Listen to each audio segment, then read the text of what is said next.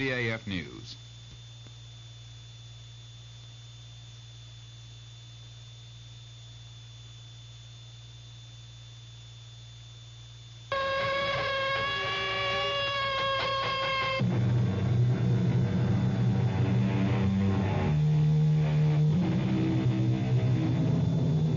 Come in.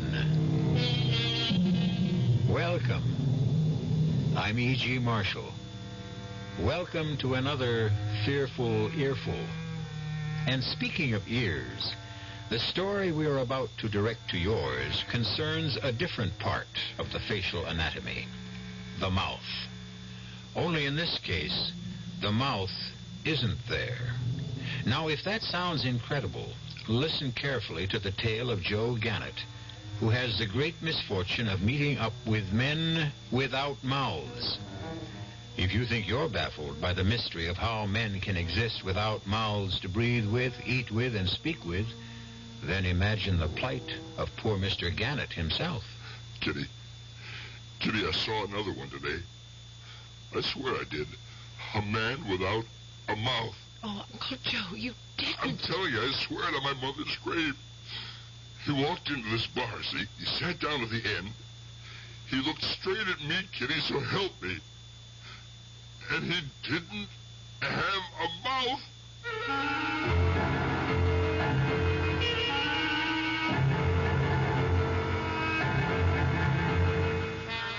Our mystery drama, Men Without Mouths, was written especially for the Mystery Theater by Henry Slessor and stars Joe Silver and Patricia Elliott. It is sponsored in part by new sugar-free Diet 7-Up and by the Kellogg Company, makers of Kellogg's Special K cereal. It has a fresh, natural... Hello, this is Goldilocks. It seems like only yesterday that I was a little girl tasting porridge. You know, this one's too hot. This one's too cold. And now I conduct taste tests on diet drinks. And there's one I must tell you about. Sugar-free Diet 7-Up. It has a fresh, natural, delicious taste. It drives my taste-o-meter crazy. Sugar-free Diet 7-Up. This one's just right. Answer on? I'm building a kite out of tissue paper and it's beginning to rain. What do I need? Umbrella or plastic kite. Answer wrong. How many children are born with birth defects? 250,000 a year in the United States. What's being done? The March of Dimes supports research, medical service, and public education programs. How can I help? Answer wrong? Like me, the March of Dimes needs money for answers. Give to the March of Dimes.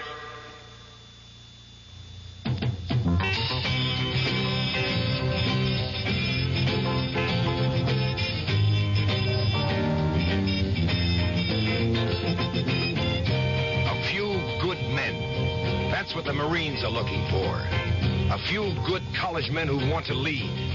Men who have enough on the ball to be eligible for PLC, Platoon Leaders Class. Not everyone can make it. It takes brains. It takes muscle. And summer training is no picnic. It takes men who want a real challenge.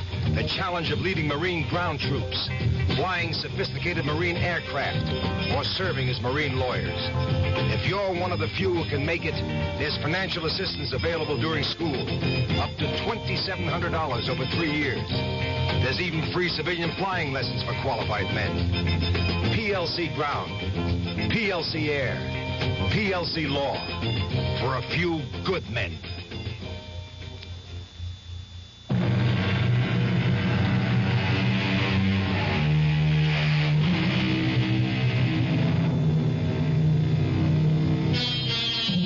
Our story begins in the heart of New York City. A heart which, as usual, beats with the rhythm of rushing traffic, the clang of construction, the clamor of commerce, and the never-ending flow of people on their way to meetings, parties, rendezvous, and other human encounters. But we're interested in only one person today. There he is, just hailing a taxi on the corner of East 63rd Street. He's a dapper figure in his blue serge suit, his white shirt, and conservative gray tie. He appears to be a man in his late 50s, well-dressed, well-tanned, and well-heeled.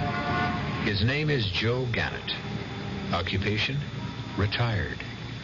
But retired from what? Listen. Hey, taxi! Hey, taxi!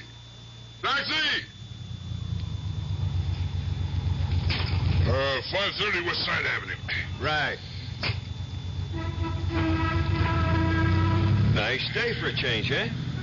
Yeah, it's okay. One day hot, one day cold. It's enough to drive you crazy. Yeah. Hey, you know something? You look familiar. Yeah. I'm a movie star, Mac. I'm Raquel Welch. No, I mean it. You really do. You ever live in Chicago? Look, you mind we do without the conversation? I'm from Chicago originally. Moved here about 10, 11 years ago. I could swear I knew you from some... Wait a minute. You're Joey Ganatello. You got it wrong, mister. Listen, you wouldn't remember me, Mr. Ganatello, but I used to drive for Turk Wilson sometimes. You remember Turk Wilson? He's in Stern now, of course. They got him on income tax evasion. I don't know no Turk Wilson, and my name isn't whatever you said, you understand? Yeah, sure. I mean, no offense, mister. Okay. No offense. And no more conversation.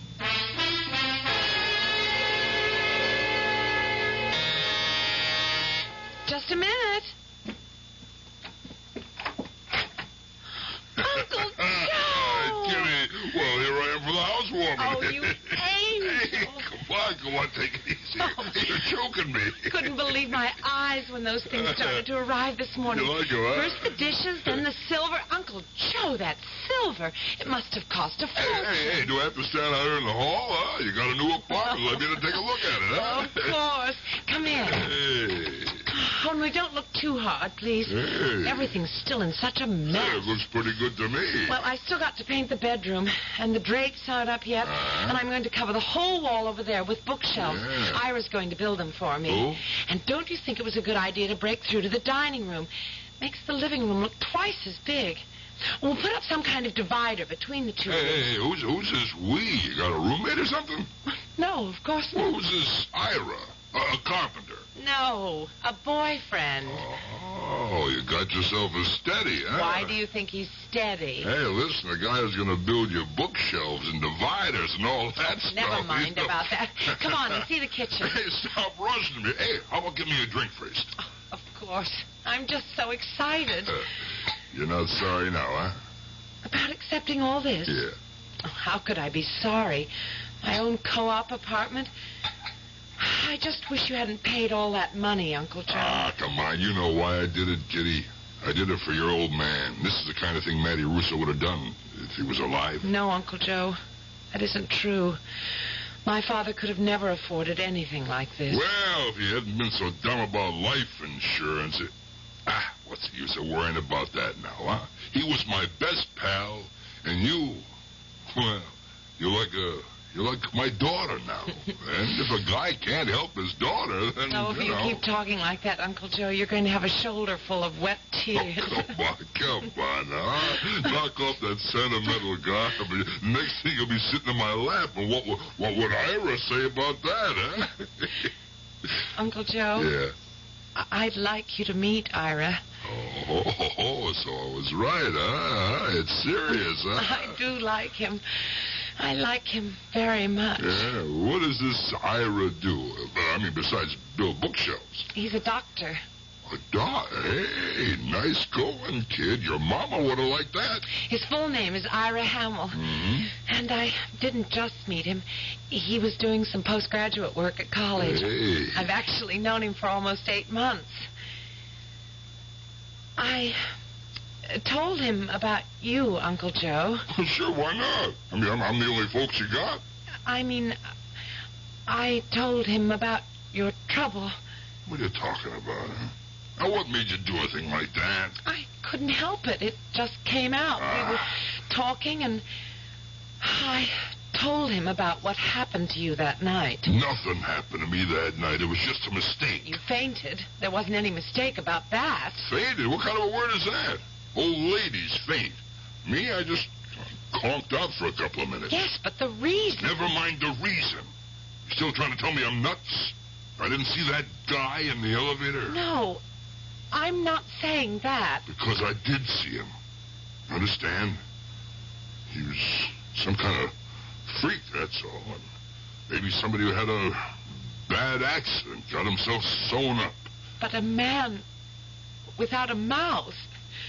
It's so incredible. I mean, how can anyone live without a mouth? This guy was alive. I seen him. Yes, and he scared you so much. Did you cut that out? Hey, wait a minute. This boyfriend, this doctor of yours, he's not a shrink, is he? No, he's an internist. Good.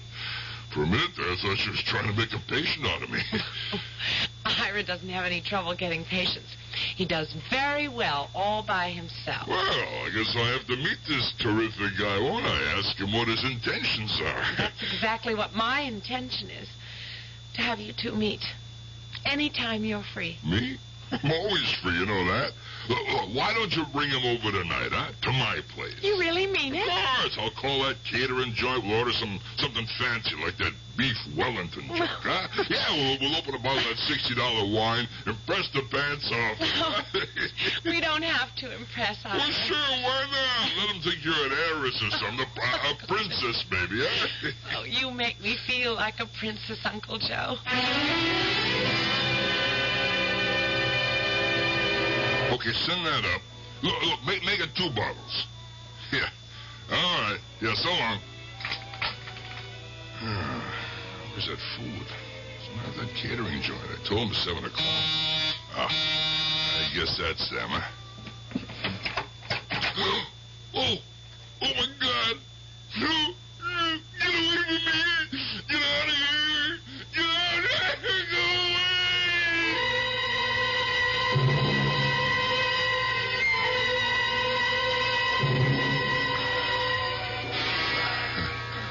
Ira, are you sure he's all right? Are you sure it's not his heart? No, his heart's okay. Pulse is a little fast. It's just shock, Kitty. He'll be okay. He looks so terribly pale. He's coming out of it now. Hey. Hello, Mr. Gannett. I'm sorry to have to meet you like this. Yeah. I'm Ira Hamill. The doctor? That was a very dirty trick, Uncle Joe. Getting Ira to make a house call by pretending to invite us to dinner. Hey, help me out. Yeah, we better take it easy, Mr. Gannett. I'm okay now. I'm okay. I just got a little dizzy. Whew. Yeah, how long was I out? I don't know. We got here at 7:15. We rang and rang, but nobody answered. I got word and called the super. Listen, did the food get here? It's here. Oh, but never mind about that. What about the wine? I ordered some of that chateau stuff. What happened exactly? Nothing. Uncle Joe, please. The last time you had a blackout. Well, was it anything like the last time? You want the truth? It was exactly like the last time. A man without a mouth. And she told you that, too? Well, it was interesting. I even looked up a book I have, Anomalies and Curiosities of Medicine. There is a condition called atresia of the mouth. I'm afraid I don't know of any modern case. So what you're saying is there is no such thing? No, I didn't say that. For one thing, I don't really know the whole story. Just what Kitty told me about you seeing this man in the elevator. That's right. He was in the corner of the elevator, reading the newspaper. He didn't even look up when I got in the car. But then I turned around and I seen him, staring at me. So he had eyes, but no mouth. None that I could see. Just skin, covering everything from his nose to his chin. It was only an optical illusion. I'm sure of it. Mr. Gannett, did you see that man again tonight? No. You mean it was something else this time? It was another one. A different man right at my front door. But there was something unusual about it. It was the same thing. He didn't have any mouth. Oh, Uncle Joe. Hey, look. Maybe it's freaks. There are freaks walking around. Hey, Martians, maybe. What do you think, Doc? Going to be Martians? Well, why should they pick on you? Yeah, that's right. I've never done nothing to a Martian. Why pick on me, eh? Hey, come on. Let's forget this junk. Huh? Let's eat that food. How about it, Kitty? You want to warm it up for us? All right, Uncle Joe. What the heck? We got mouths. Let's use them.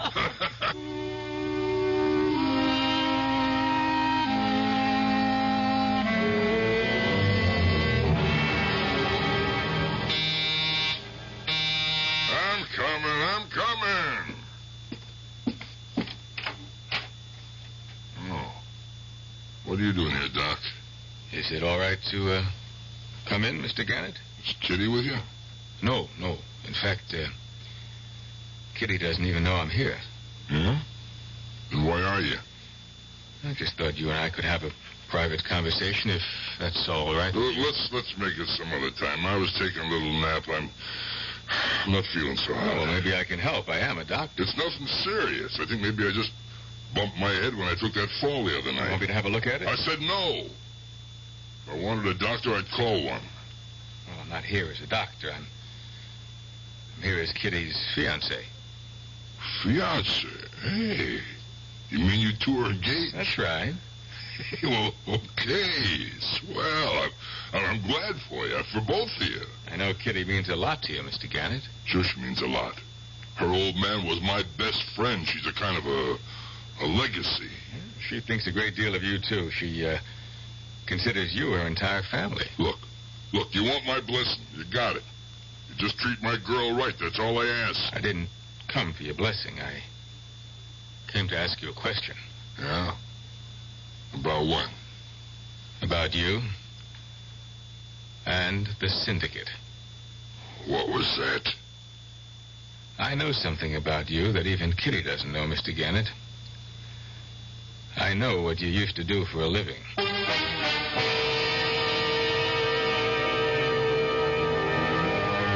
Well, Mr. Joe Gannett seems to be a man who is not merely haunted by strange men without mouths. He also seems to be haunted by his past. Is it possible that the cab driver was correct, that Joe Gannett and Joey Gannatello are one and the same person? And is there any connection between his past and his terrifying present? We'll find out when we return shortly to Act 2.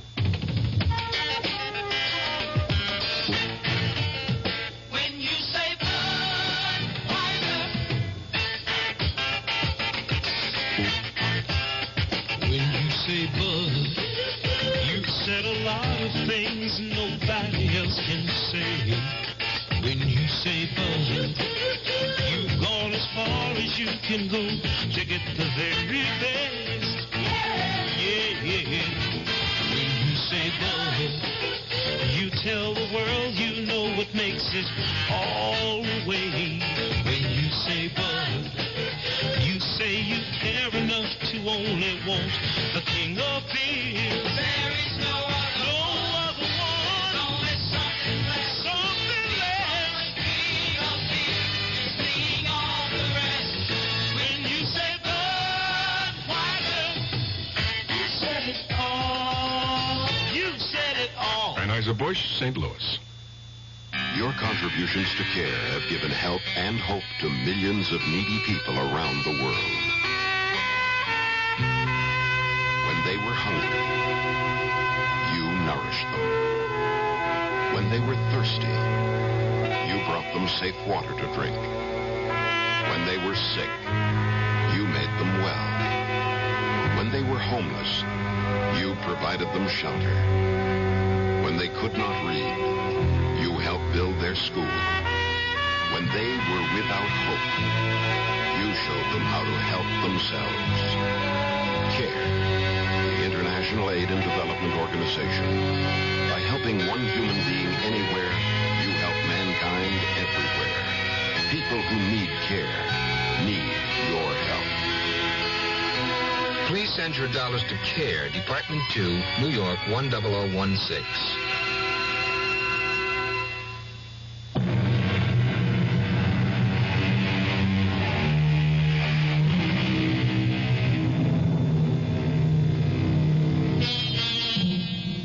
Dr. Ira Hamill may be the most important man in the life of Kitty Russo. And Kitty Russo is the most important person in Joe Gannett's life. But right now, Uncle Joe has every reason for wanting Dr. Hamill to go away and leave him alone. But Ira is a persistent young man, as persistent as the memories which Joe Gannett has been determined to forget. Okay. What do you know about me, Doc? I know you were called before the Illinois Crime Commission back in the 50s. You weren't old enough to blow your nose in the 50s. That's right. I don't remember anything about it. But I've read magazines. And I've seen television documentaries. But this man I saw yesterday, this psychiatrist friend of mine, he was just getting his medical degree during the hearings.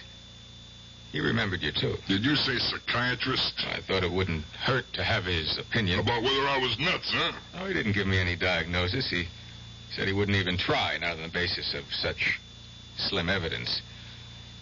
But when I mentioned your name, well, he wondered if Joe Gannett might have once been Joe Gannatello. Was a pretty good guess, wasn't it? Why don't you go home and practice medicine, Doc? You say one word, let's go into Kitty. Now really act like her papa and tell her her boyfriend stinks. Believe it or not, Mr. Gannett, I'm trying to help you. But here's how you can help me. Here, go through this. This psychiatrist friend of mine, he did have an idea about these apparitions you've been seeing. The men without mouths sounded valid to me.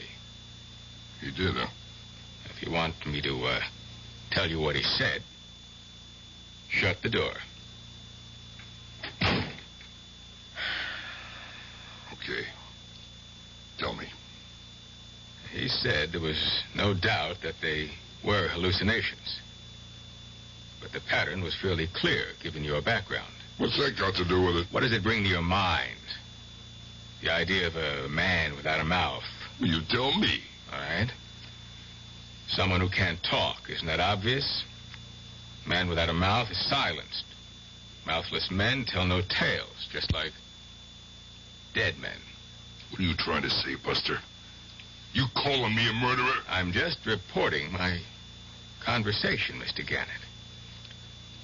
The psychiatrist said, well, your past associations may have left you with strong guilt feelings related to, well, informers or would-be informers.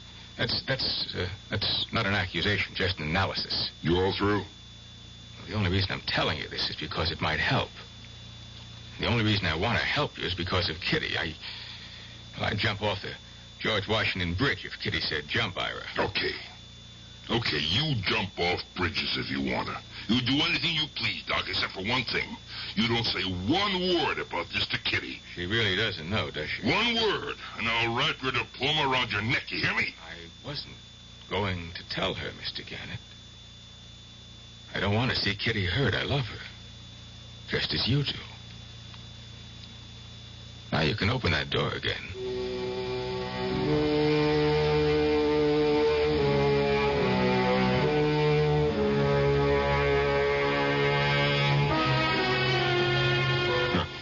Stinking little punk. Wise guy, doctor. Do you want another drink, Mr. Gannett? Huh? Oh, yeah. Yeah, right, Harry. Another drink, that's right. Here you go. Yeah, right up to the top, Harry. Right up to the brim, huh? Sure, Mr. Gannett. You know, we always take good care of you. Nobody has to take care of me. I take care of myself, Harry. I always have. Sure, that's the way. Look out for number one, right? Hey, Harry, you know something? You know, you got a good, strong mouth. Thanks, Mr. Gannett. A guy can see your mouth, plain as day. And I was thinking of growing a mustache. You figure that wouldn't be a good idea? Hey, Harry, people have to have mouths, don't they? Yeah, they sure do. Listen, some of the people come in here, they got real big mouths, never stop talking for a minute. You never saw anybody without a mouth, Harry, did you? No, Mr. Gannett, I can't say that I did. Oh, excuse me, I got a new customer. What can I do for you, sir? Oh, God. Oh, no. No. It's another one. It's another one. Hey, what's the matter? I gotta get out of here. I gotta get out. Hey, Mr. Gannett. Let me what's out. the matter? Let me out.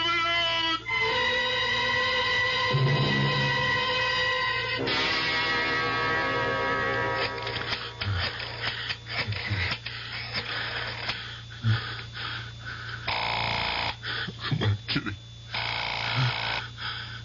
Hello? Kitty, it's me. Uncle Joe? Yeah, Kitty. I seen another one today. I swear I did. A man without a mouth. Oh, Uncle Joe, you didn't. I'm telling you, I swear it on my mother's grave. He walked into this bar. He sat down to the end. He looked straight at me, Kitty, so help me. And he didn't have a mouth. Oh, Uncle Joe, you need help. You've got to have help. I thought maybe that friend of yours, that doctor, I thought maybe I should see him. I wish you would, Uncle Joe. He could recommend someone. Yeah, I'll see him, Kitty. Kitty, I gotta do something.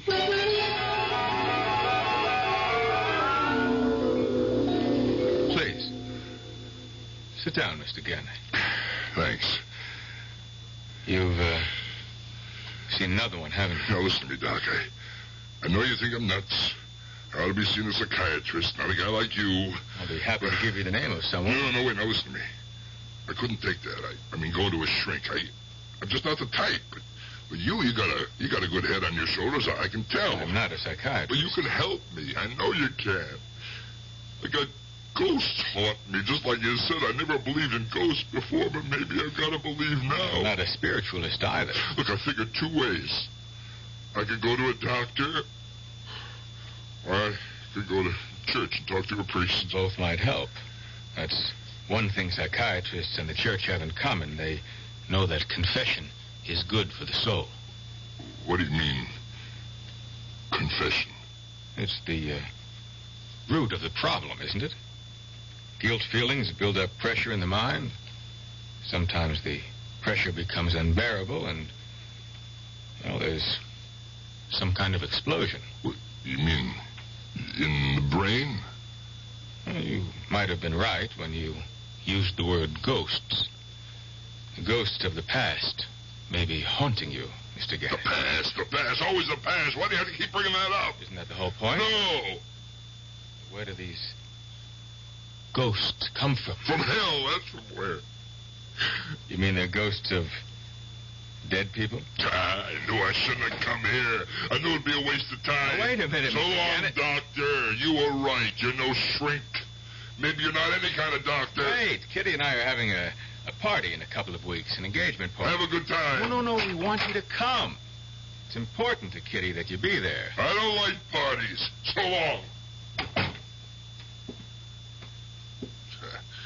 I never should have gone there in the first place. A stupid kid. Was a stupid kid like that.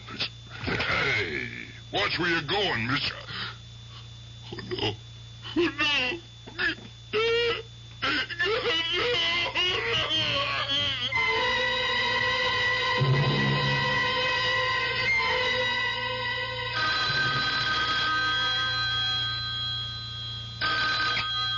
Hello? Uncle Joe? Yeah, hi, Kitty. Are you okay? Yeah, fine. Great. Why shouldn't I be? I just want to know. I suppose your boyfriend told you about me seeing him today. Uncle Joe, is it true that you don't want to come to our engagement party? You know me, Kitty. I'm just not the party type. You have to be here.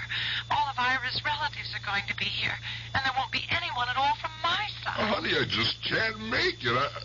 Kitty, I got a million things I gotta get this place of mine in some kind of shape. I mean, it's got all kinds of junk laying around. Okay, honey, I'll try to be there.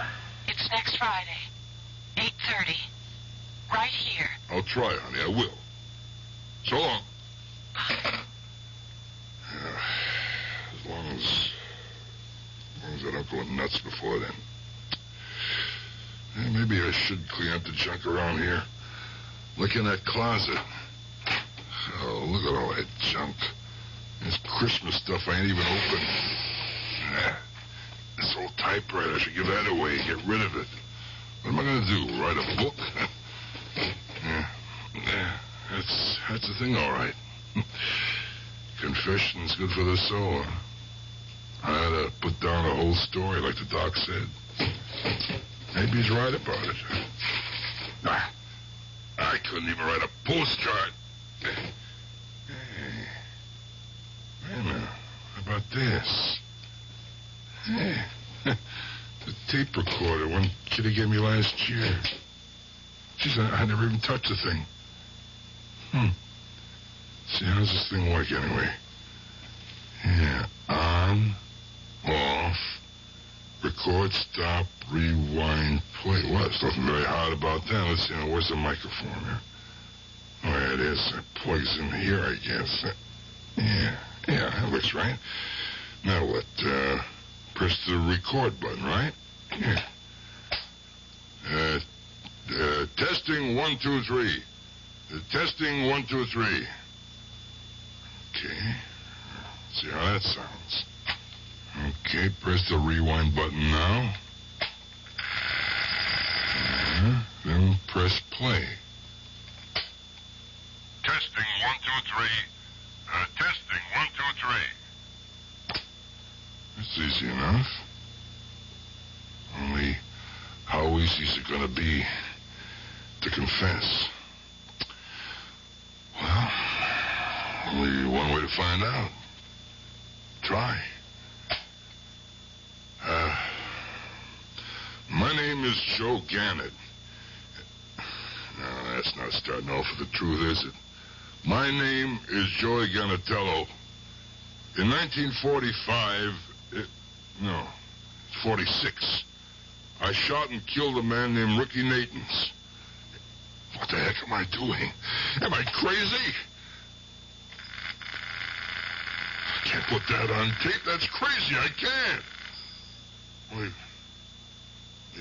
Maybe that's the way. If they're really ghosts, then maybe that's what they want. A confession.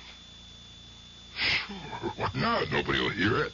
I'll tell everything, but I'll take the tape and stick it in an envelope. I'll leave it at my desk and write to be opened only after my death.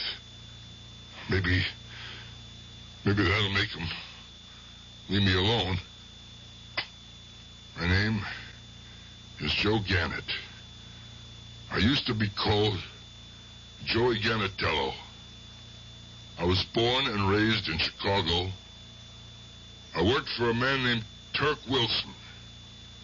In 1946, I shot and killed a man named Ricky Natans. Turk Wilson paid me $200 to kill him on account of Natans talking to the feds about a black market operation. 6 months after that, I shot and killed a man named Wally Sanchez. I don't know why Turk Wilson wanted him dead.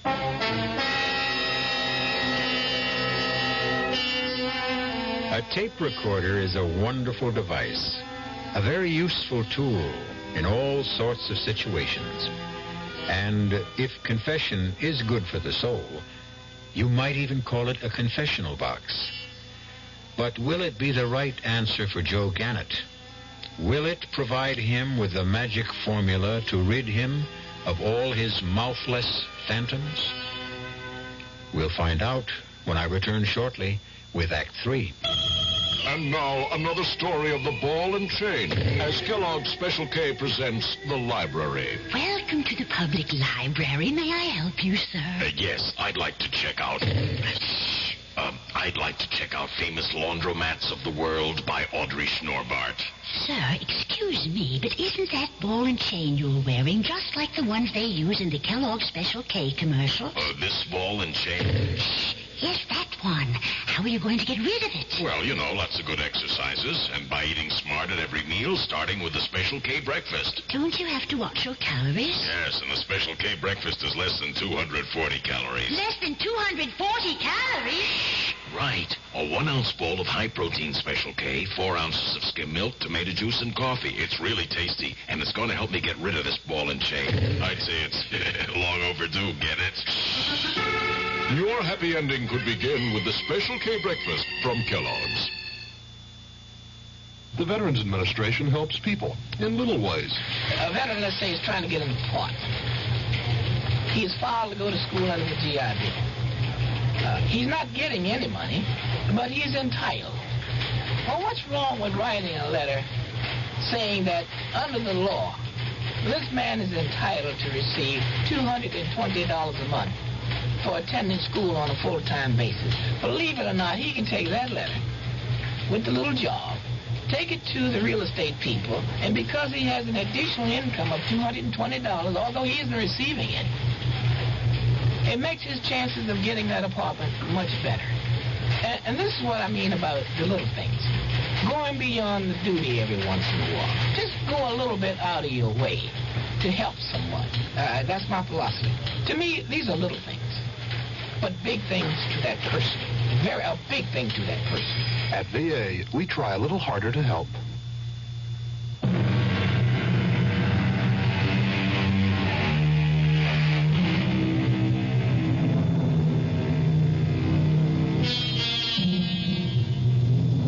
It is now 2 weeks later. The day, Friday. The occasion, the engagement party of Kitty Russo and Dr. Ira Hamill. As you can hear, it's a very happy occasion.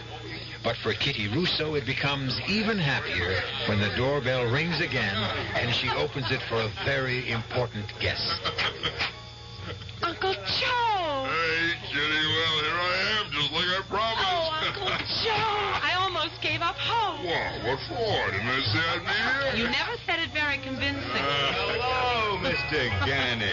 Glad you made it after all. Hiya, Doc. Hey, you think I'd miss my little girl's one and only engagement party, huh? Well, I'm glad you didn't. I think Kitty would have been very disappointed. Now, listen, no engagement is official without me, right, Kitty? That's right, Uncle Joe. Oh, you look just marvelous.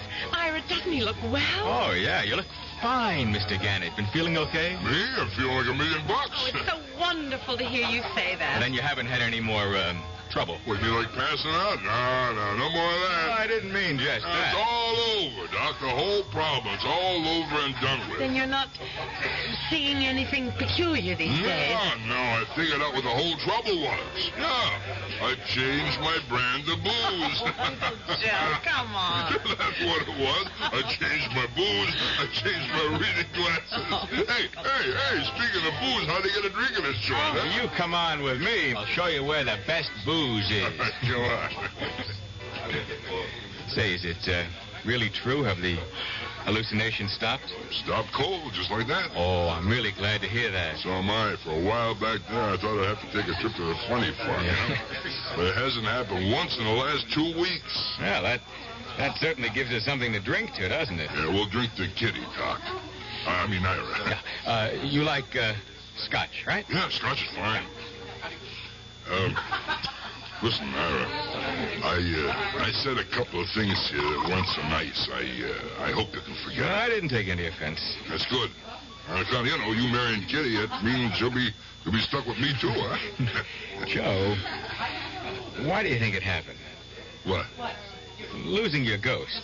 Oh, I don't know. I guess he just got tired of haunting me, huh? Oh, hey, now, listen, I got a little present for you and Kitty. No, it's nothing fancy, just something small and green, huh? Here. Thanks, Joe. Okay, come on, open it up, take a look. Well, all right. That's a lot of money, Joe. Well, a couple of kids get married today. They need every penny they can get their hooks out. Oh, I still think it's too much. Now, look, you got a nice, long future ahead of you. Me, most of what I got is past, you know? Well, I know something else, too. The past is the past, Joe. Once it's gone, it's gone. Understand? Hey, Ira, you know something? I think Kitty got herself a pretty good catch.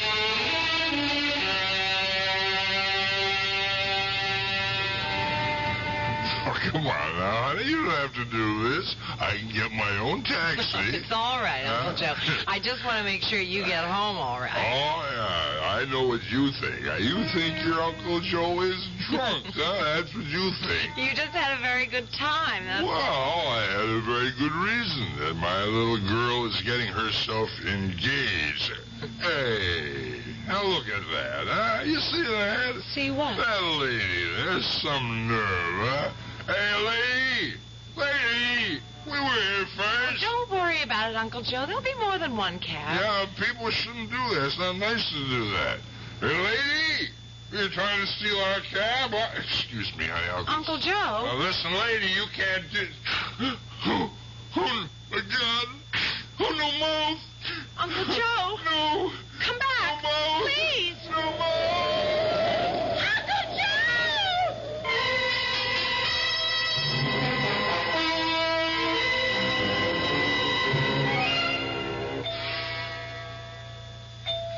Well, you're a lucky man, Joe. You must have good, strong bones because you didn't break one of them. I'm okay. That car just knocked the wind out of me. Look, I ought to pull some strings where to get me out of this place. Well, they just want you for observation, Joe, just for a couple of days. I'll run home and get you a toothbrush and anything else you might need. And your hospitalization card. Don't forget that. Yeah, that's right. There's no use adding insult to injury. Now you're being sensible. Okay. Where's my clothes? Everything's right here in the closet, but don't get any ideas. I'm thinking about my house keys. They're in one of the pockets. Don't worry about the keys. I've got my old set with me. Okay. Well, why don't you go now, then, huh? All right. I'll be back in an hour or so. Ira, listen, I want to talk to you alone. All right, about what? You was wrong. What do you mean? Your whole theory was all wet. The skies without mouths. I mean, you thought I was being haunted by a lot of ghosts from the past, but you were wrong. Why do you say that? Because I saw another one tonight, and it wasn't a man. It was a woman. What? You heard me. I saw a woman without a mouth, and there ain't a woman in my whole life I ever felt guilty about. You understand? That sent your whole idea up the flue. Look, Joe, I told you I wasn't a psychiatrist. Now, maybe my diagnosis was wrong, or maybe it was incomplete. It was wrong. There ain't no reason for me to see a woman without a mouth. I never heard a woman in my life, never. All right. So I was mistaken. I'm sorry. And I did it all for nothing. I put the whole thing on tape. Well, what were you going to say? The tape in my library. What are you talking about, Joe? My hospitalization card, all that stuff. I keep it in the library. In the top drawer of my desk. Well, don't worry. I'm sure Kitty will know where to look. Yeah, she'll know all right. She'll know exactly. Hey, listen, Ira. Do me a favor, will you? I'm kind of sleepy. Maybe if I took a little nap. Oh, sure, Joe. I'll let you sleep. Thanks. I'll see you later. Yeah, fine. I gotta get out of here. I gotta get home.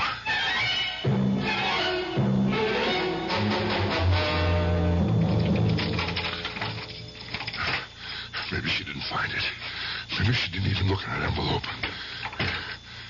Kitty? Kitty, you here? Kitty? Library door's closed. $200 to kill him on account of Nathan talking to the feds about a black market operation. 6 months after that, I shot and killed a man named Wally Sanchez. Oh, my God. I don't know why Turk Wilson wanted him dead, but I shot him. I got $500 for that job. I was moving up in the world. The next man I hit was Vic Santioni. Then I had to take care of his brother Tommy when he went gunning for Wilson. I never got picked up or even booked for these killings. I was a very lucky man. Kitty, what do you think you're doing? Can't you see what I'm doing, Uncle Joe? I'm playing your tape. The one you had in the envelope. Who told you to do that? Didn't you see what it said? Yes. I saw what it said. It said, not to be opened until your death. Did you think I could resist something like that? You know me, Uncle Joe. Kitty, give me that tape. You know that's why Pop called me Kitty in the first place. Not because my name was Catherine. My name's Mary. But he always said I was as nosy as a kitten, as curious as a cat. Honey, please. Please, you shouldn't have listened to that stuff. It's got nothing to do with you. Nothing to do with me anymore either now. That was the second time, Uncle Joe. What did you say? It's the second time I've played the tape. I heard it all the way through the first time, but I didn't believe what I was hearing. I couldn't. Why? Why did you have to do that? Papa. My poor Papa. Kitty, listen to me. You don't know about these things. You don't know how a man gets pushed and shoved in this world until he's got to be like an animal. He was worried about her finding out what he was doing. He never stopped worrying about that. Only then they needed a fall guy for a payroll job, and they picked Marty, and he refused. He said he wouldn't take a rap. He wouldn't go to jail and shape. Marty had this daughter in college. He called her Kitty. He was worried about her finding out what he was doing. He never stopped worrying about that. Only then they needed a fall guy for a payroll job, and they picked Marty, and he refused. He said he wouldn't take a rap. He wouldn't go to jail and shame his daughter. He said he'd spill first. Are you listening, Uncle Joe? Lord. It made him a problem, you know. I wanted him hit. I said I didn't want the job. Marty was my friend. Him and his daughter was like my family. But they didn't care about that. It was like a test of my loyalty. So I had to do it. I had to kill Marty Russo. Is that why you took such good care of me, Uncle Joe? Is that why? I had to do what they said I had to do it. Kitty, it would have been the same with your papa if he was told to hit me. There's a gun in your desk, Uncle Joe. Is this the gun you killed him with? No, put that down, Kitty. That thing is loaded. Tell me how you killed my father. No. Your best friend. Why don't you tell me how? No, please, put it down. Did he know it was you, Uncle Joe? Kitty. Did you look him in the eyes when you shot him the way I'm looking at you? Kitty! God!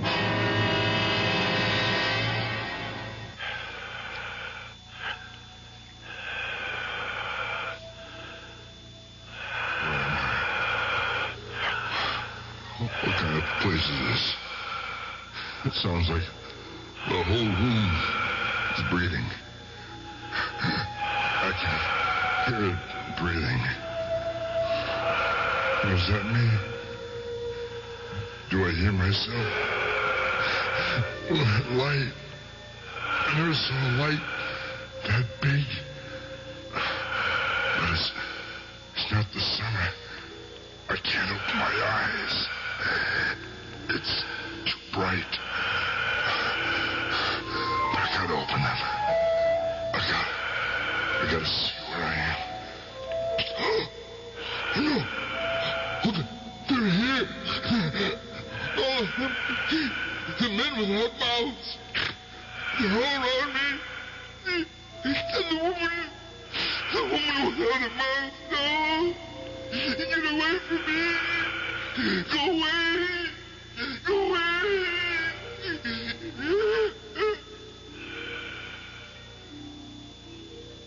His eyelids are moving. Anesthesia must be wearing off. His pulse is still dropping fast, Doctor. Keep that respirator going. It's no use. We're losing him. Past tense, nurse. We've lost him. I'm sorry. Yeah, so am I. But I'm not sorry to get this mask off. Oh, yes, me too. It always makes me feel as if I have no mouth at all.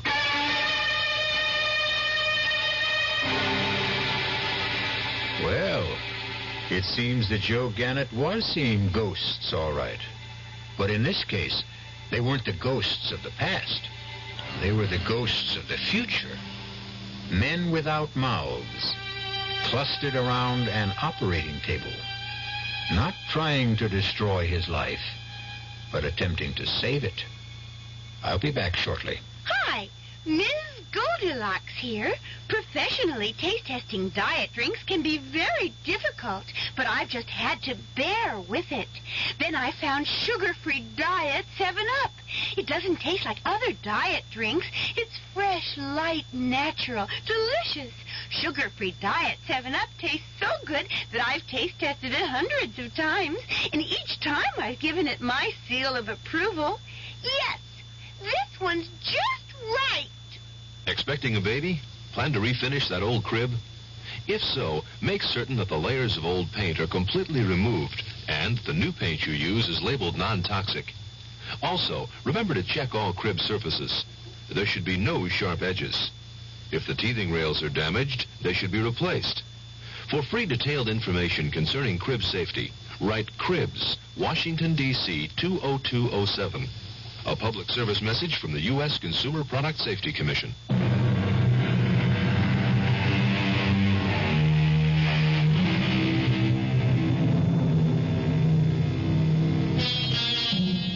Of course, we're really not worried about men and women without mouths at the Radio Mystery Theater, as long as they have ears.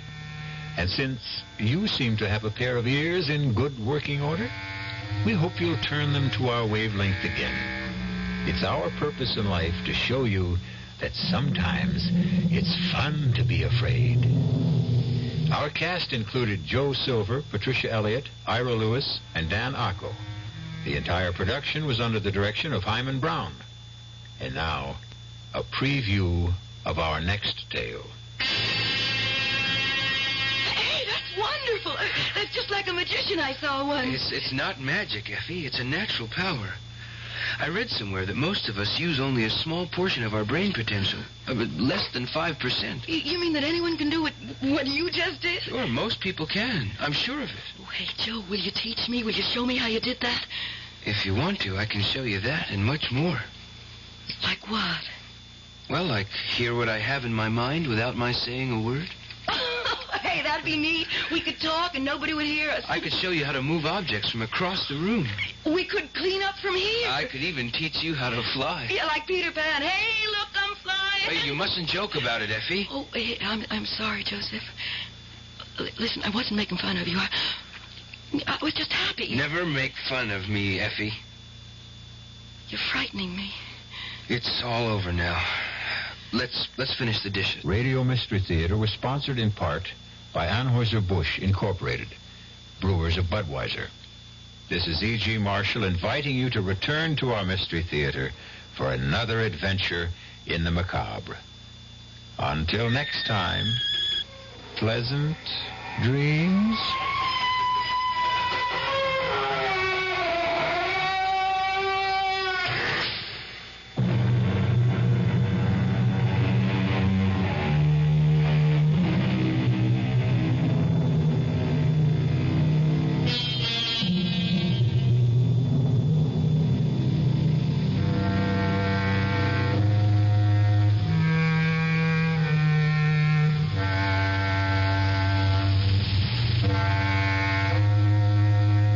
WDAF, Kansas City,